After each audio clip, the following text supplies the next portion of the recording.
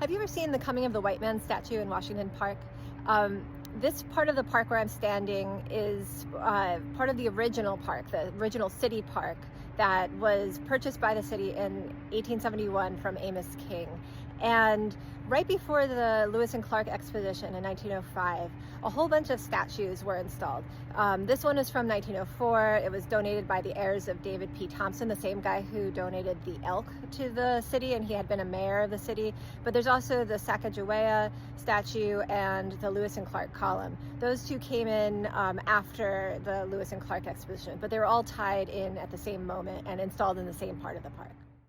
This statue was intended to represent Chief Multnomah and his young protege, who were both scanning the Columbia River as Lewis and Clark approached. They're pointing towards where the Columbia and Willamette meet. Initially, the younger man had held a branch that he was waving as a token of peace, though it's now long gone.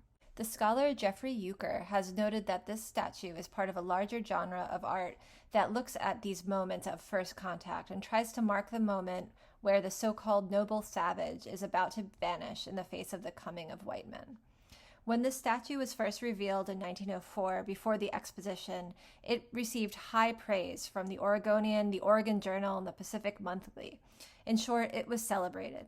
Portland's mayor at the time, George H. Williams, said when accepting this statue, quote, "The historic significance of this group is the white invasion of the wilderness home of the Indians. This monument will probably stand here when the race of people whom it represents is extinct, and will then describe to those who come to see it better than any book the form, features, and chief characteristics of the original inhabitants of this country." Just like nuclear fallout, these tired old tropes about vanishing Indians and noble savages have had a long half-life.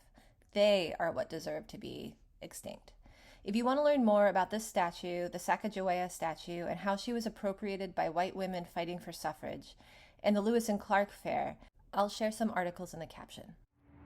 Now when you come to this part of Washington Park, you'll know that these statues, not only the Coming of the White Men, but also Sacagawea and the column, they're all part of the same moment at the turn of the 20th century, and the image that Portland was trying to project at the time of the Lewis and Clark Exposition.